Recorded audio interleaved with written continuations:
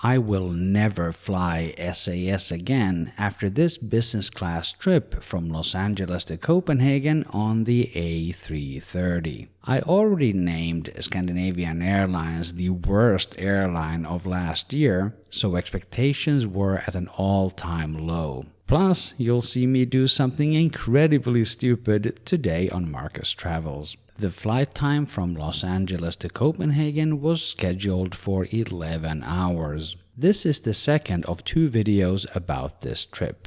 The first one was more positive, this will be more critical. The trip begins at LAX Terminal B, where I arrived via the shuttle bus from the LAX Hilton. But if you're staying there, you don't actually have to rely on the shuttle, because there is the free Metro Connector bus that stops right outside the hotel. I found the right check-in counters here in this Star Alliance section of the check-in hall. But check-in doesn't open until about 30 minutes from now.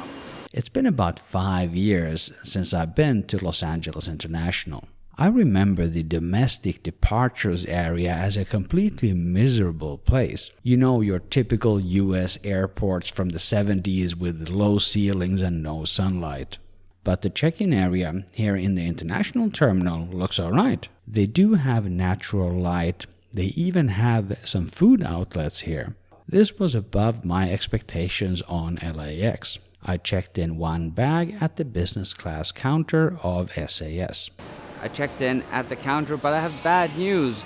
I was really looking forward to the Polaris Lounge here at the LAX, but it turns out that's all the way over there in Terminal 7 and I'm in Terminal B, and apparently there's no way to access it airside. I don't want to risk walking over to Terminal 7 now, going through security there, then coming back, going through security here again. So I think I'm going to skip it this time, but that's really disappointing. I was really looking forward to the Polaris Lounge, because I loved the Polaris Lounge in San Francisco, for example. Oh well, apparently there's a Star Alliance Lounge here in Terminal B as well. So I'm just going to go through security and let's check out the Star Alliance Lounge instead.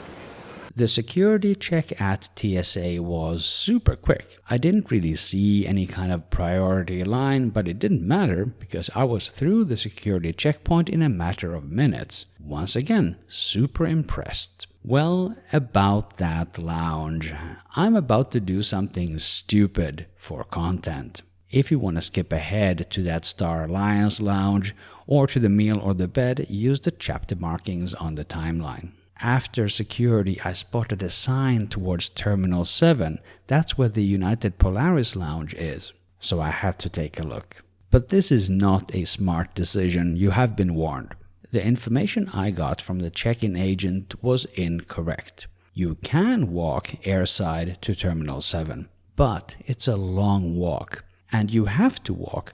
There are no trams or buses here, not even moving walkways for most of the trip. So let me take you along, and also welcome to my channel, Markus Travels. I paid for this trip myself and I filmed without asking for permission. That way you get an authentic travel review, not sponsored by anyone. Me taking this 35-minute walk was all my choice. This walk goes through a few tunnels between the terminals, and this one is not air-conditioned. And as we walk, let's talk about my problem with SAS, Scandinavian Airlines. Because this video is not actually about Los Angeles International Airport, it's about this SAS flight in business class. This is so stupid, so very stupid by me. I booked this 5 months in advance in mid-July. In mid-August and in late August, and then once again in late September, SAS sent through a series of schedule changes. But they do it super sneakily. Other airlines, here's an example from Turkish Airlines, would indicate what was the old schedule and what is the new, so you can compare. But SAS only says check the new schedule by logging in, but they don't indicate what the old schedule was, and with 3 of these changes I lost track. At each change in itinerary, SAS gave me 3 options. 1 was to do nothing and accept the change and the new itinerary. 2 was to change the itinerary free of charge. and 3 was to get a full refund of the ticket price. And that's all fair enough. One of those changes, which I did not notice until much later, was that they downgraded the aircraft. When I booked, it was supposed to be an Airbus A350, and now we get this Airbus A330 instead. I was really looking forward to flying the A350. I made it over to the Polaris Lounge. Was it worth it? Probably not. This was probably a mistake, because now I'm all sweaty and nasty and tired. All I want to do is sit down and relax. Yeah, the things we do for content. And this isn't even part of the Scandinavian Airlines experience. Why am I even doing this in a Scandinavian Airlines video? I have some tough questions to ask myself. The main thing that sets apart the United Polaris Lounge is that there is a la carte dining. The access criteria to get in here are stricter than your typical United club. You can only enter with an international business class or higher ticket. My Star Alliance Gold status would not have been enough here. I do remember having a delicious burger at the San Francisco Polaris Lounge a few years ago. But here at LAX, I actually did not have time for the a la carte dining. That brewed iced tea though, that you see there behind me, that is delicious. Maybe it's worth it for that. There's plenty of seating here, the views outside are nice, and the food is generally higher quality than you would find, for example, at your United Club lounges. This is also the only US lounge that I can remember where you have individual toilet rooms instead of just stalls in a bigger room. There is a bar here as well, but most of the time there was no staff behind it. This was surprising because in this lounge there were more staff members than passengers when I visited. It's 11:25, boarding starts at 1 p.m. So I think it's actually time to leave the Polaris Lounge and start the long trek over to the Bravo gates. I don't want to arrive all sweaty and nasty and stressed and tired, and the walk is going to be something like 35-40 minutes. Let's see if we have time to check out the Star Alliance Lounge over there at the Bravo gates as well. Now back to my SAS problems. When I checked in for the outbound flight from Copenhagen, SAS required me to have an emergency contact person in the system. This was not a step that I could skip.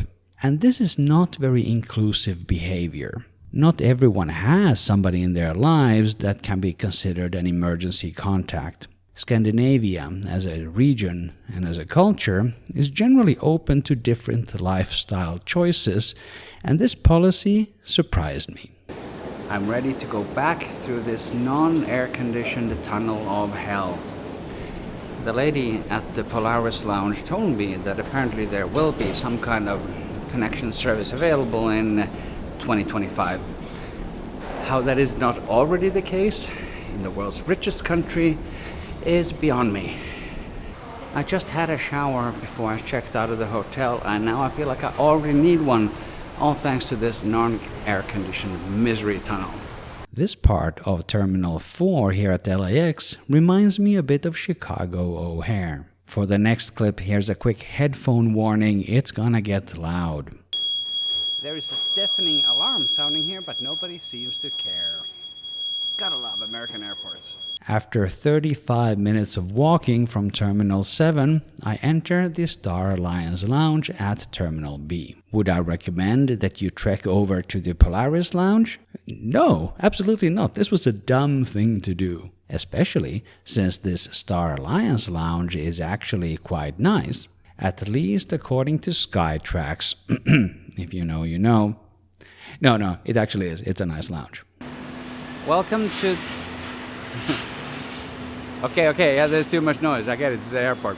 Welcome to the Star Alliance Gold Lounge here in the Bravo terminal. Behind me is an actual waterfall. Some nice plants out here as well.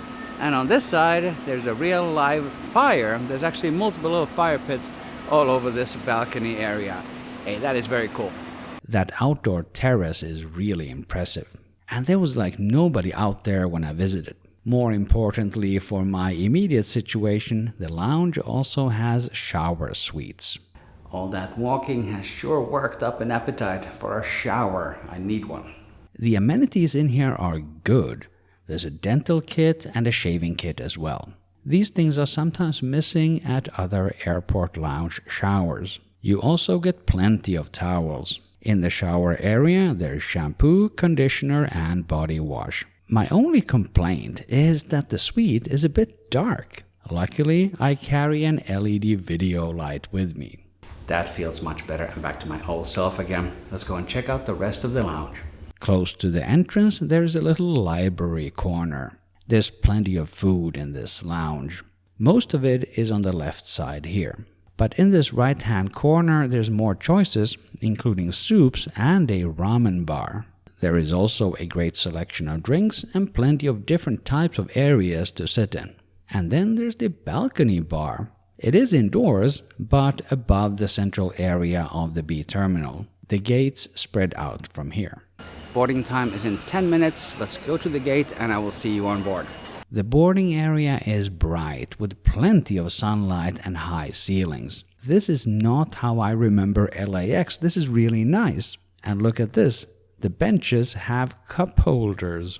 I made it over to gate 159 for our flight over to Copenhagen on Scandinavian Airlines. But we do get some bad news from SAS. And I'm very impressed by the fact that nobody's queuing in line at the gate. Everybody's just calmly sitting in their chairs. Attention to those on SK932 to Copenhagen. This crew has informed us that there will be no Wi-Fi on this flight. Once again, the crew for Scandinavian Airlines has informed us that there will be no Wi-Fi on this flight. Okay, that announcement said no Wi-Fi on this flight. It's fine. Anyway, what I was going to say is that it's a very well-disciplined group of passengers on this flight over to Copenhagen today. Normally, I would expect a long line to have formed already. Yep, no Wi-Fi on this flight. On the outbound flight to Los Angeles, there was supposed to be Wi-Fi, but I could never get that to work. So it's 042 for SAS Wi-Fi on this trip. Today, I was in boarding group number 1. There was something very particular about this boarding process. I didn't have to scan my boarding pass. Instead, I had to stand in front of this facial recognition device and it let me through. Pretty cool, I think. The only other time I remember boarding without a boarding pass was maybe 15 years ago when SAS, in fact, was experimenting with boarding via fingerprint. This was at a small regional airport. I think it was Växjö in Sweden. The cabin on the A330 has the seats in a staggered layout. All of the window seats are single seats. Welcome aboard Scandinavian Airlines. I made myself comfortable here in seat number 8, Hotel. This is the last row of the business class cabin, so behind me is just a bulkhead, which should provide a little bit of extra privacy. There's this well-designed shelf between me and the aisle in this seat, whereas the odd-numbered seats are more exposed to the aisle. Welcome drinks are served. Here you can also see my coat. I hung it from the coat hook in front of me. My experience with premium airlines is that the crew will ask, "Can I put your coat in the wardrobe?" For example, Swiss has these numbered hangers prepared at each seat. The SAS crew certainly did not volunteer to take care of my coat. So I asked, "Is it possible to hang it in your wardrobe? What is your procedure?" The answer was that, "Yeah, sure, we can take it if you want, or you can put it in the overhead bin. There is no procedure." So I said, "Yes, please take it." The flight attendant said, "Okay, I'll be back once my hands are empty," but she never returned for it. We still interacted because she handed me the menu. An unbelievably generic-looking safety video plays, and we are ready for taxi and takeoff. Scandinavian Airlines, also known as SAS, is a founding member of the Star Alliance together with 4 other carriers: United Airlines, Air Canada, Thai Airways, and Lufthansa. But SAS is also an airline in perennial crisis. There's too many restructurings and turnaround initiatives and government aid packages to list. There was basically something every other year. So let me just mention two relevant to this flight. 1. In the US, SAS filed for Chapter 11 bankruptcy protection in July 2022. And 2. In October 2023, it was announced that the Air France-KLM Group would be investing in SAS alongside the Danish government and 2 investment firms. This is a demonstration of the level of privacy in this seat. On this side, there's just the wall and the window. Right behind me is the bulkhead, so there's nobody there. And then if I turn the camera over like that, you can definitely see some other people. So there isn't really a very strong sense of privacy in this particular seat on the A330. And now I'm going to flip over the camera so that you see what I see.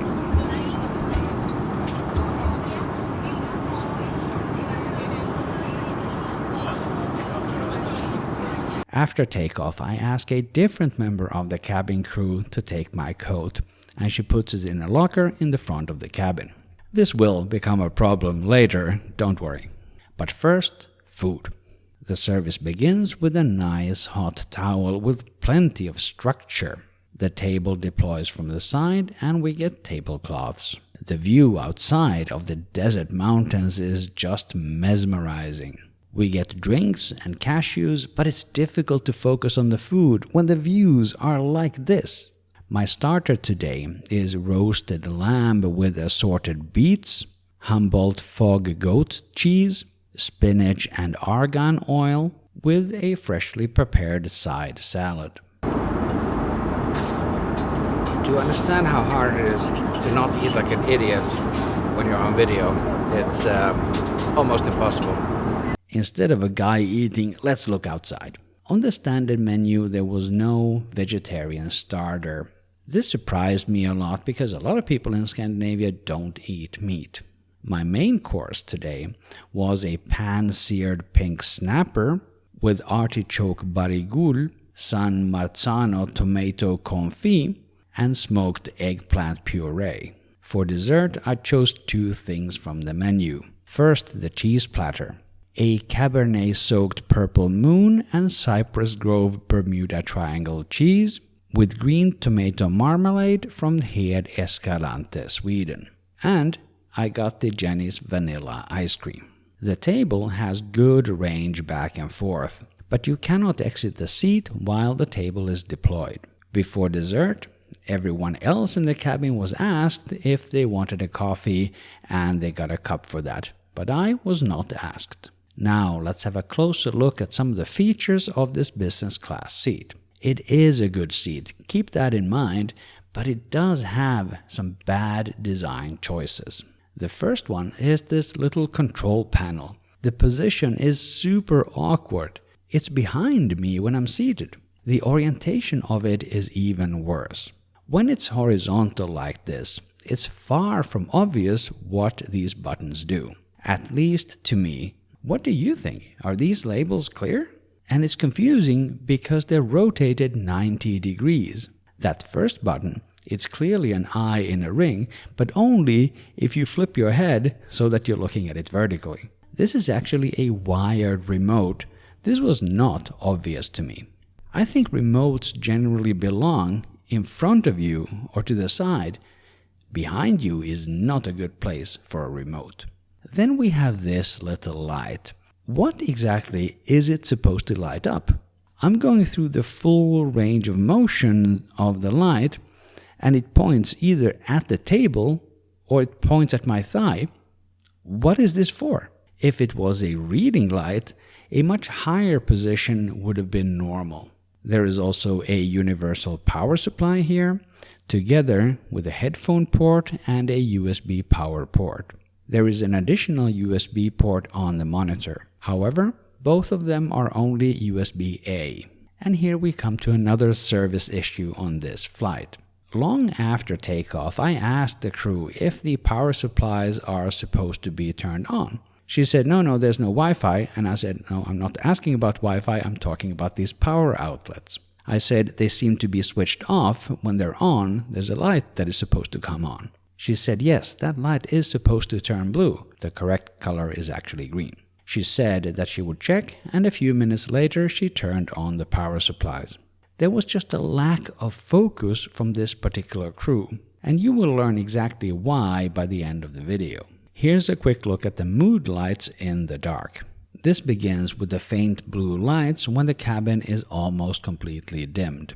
The mood light at my seat turns on both the light in the shelf and the light at my feet. There's really no good place to put your shoes in this seat, so I placed mine awkwardly here in the little mini aisle. This is a clear limitation of this seat design. The headrest does tilt back and forth, but it's almost pointless because it goes back once you actually lean on it properly. If you're unhappy about the temperature in the cabin, there's nothing you can do about that because there are no individual air vents in this aircraft. As for the in-flight entertainment, I covered that pretty thoroughly in my first video, and I will link to that at the end of this one. The link is also in the description below. I'm happy to report that my system was working fine on this flight, unlike the previous one. But the Wi-Fi, as discussed, was not. They announced already at the gate that the Wi-Fi wasn't working, which is fine, but some other airlines would have also said something proactively about how they will compensate you, for example, with a couple of thousand miles. One good thing about the SAS entertainment system is that they do not force you to give back your headphones before landing. That means that there is gate-to-gate in-flight entertainment. Let's do a quick lavatory tour. You see that I'm getting ready to brush my teeth and go to bed. By the way, in the description I have a link to this wonderful Osprey liquids pouch. It is much better than a random Ziploc bag that you may be carrying around. Everything in the lavatory was well stocked, but there were no premium amenities, and definitely no flower in the vase. But at least this bar was screwed on tight, unlike the last time. This is the lavatory on the right side of the aircraft, which is bigger than the one on the left side. One big limitation in here, though, is that during the whole flight there was no hot water available. At the back of the business class cabin there is a snack bar.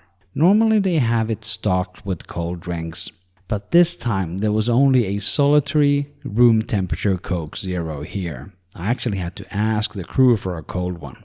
There's also various snacks, wine and water. Plus there's a coffee machine. In theory you could use it yourself, but I was not able to read the text on this placard. It's far too small, it's too high up, and it's in the dark. Nonetheless, I got myself a kokosboll, a classic Swedish and massive sweet treat. The seat turns into a reasonably comfortable bed. You get a pillow and a comforter. The bed is long enough for me. I'm 176 centimeters tall. But your male area may feel a bit squished due to the narrow footwell. I wasn't really able to sleep a lot on this train, but then again, this is a 2 p.m. departure. Under the comforter, the bed is filthy. Look at all this crap that was left behind by previous passengers. This is disgusting. SAS needs to do a better job cleaning their cabins. One limitation of this seat design is that it relies on an inflatable cushion in the bed. And that cushion randomly inflates and deflates when you sit or lie there. I think it's somehow related to the air pressure in the cabin. Do you see those thumbs on my happy socks? That's a good reminder to hit that thumbs up button if you like the video, or thumbs down if you're not getting value. If I think of the service on this flight, it just didn't feel as attentive as I expected from a business class product. I talked to the cabin crew after the flight, and she mentioned that they were just so excited about this being the last flight of the year. But they could have done more for the passengers on board. For example, many other airlines would walk through the cabin regularly, even when people are sleeping, with bottles of water and snacks, and check on people if they needed something. I don't remember seeing that even once, and I was awake for almost the entire flight. For example, I had some trash on my table. If they had walked through, they probably would have cleared it away, but it remained there on the table for more than an hour. About 90 minutes before arrival, there was a breakfast service. Already at the beginning of the flight, the crew did ask everybody whether they wanted to be woken up for the breakfast or not. That's nice. The breakfast I chose was a platter of meat, cheese, some vegetables, a cup of yogurt with fruit, and it also came with a little bag of granola. There's a piece of bread, butter, and jam. This was a substantial and what felt like a healthy breakfast. Sometimes these second meals are quite limited, but this was great. We are approaching Copenhagen and should be landing in approximately 35 minutes. As we prepare for arrival, this is where other airlines would have returned my coat to me from the wardrobe. But not this crew. After landing, I actually stayed behind once all the other passengers had left what happened with my coat. The first flight attendant I asked, she didn't know. Another crew member ended up finding it in the wardrobe, but it was clear that they indeed had no procedures for this. That's not the reason I'm never flying SAS again, by the way. The reason is that most likely, due to that Air France KLM purchase, SAS will be leaving the Star Alliance.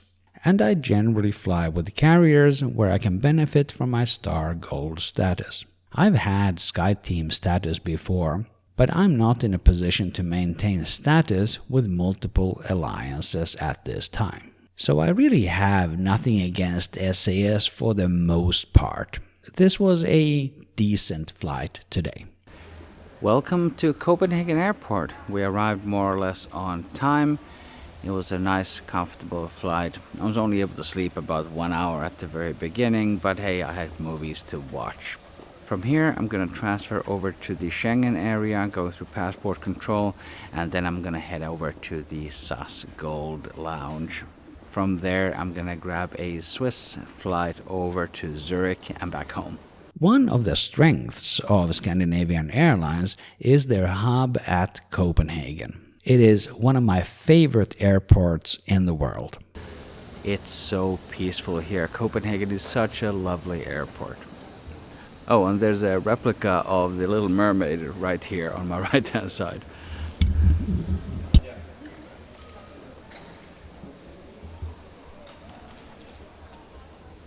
This place feels more like a high-end shopping mall with these beautiful hardwood floors. The airport has direct train connections to both Copenhagen Central Station and the rest of the Danish network, as well as direct trains to Sweden over the stunning Öresund Bridge. SAS on short-haul routes, though, is a complete disaster, so I will leave you with 2 video recommendations. Click or tap the screen here to see my experience this summer flying their miserable short-haul experience. Or click or tap the screen here to watch the more positive version of this video. This was the outbound flight from Copenhagen to Los Angeles. Thank you very much for watching Markus Travels, and I will see you in the next video.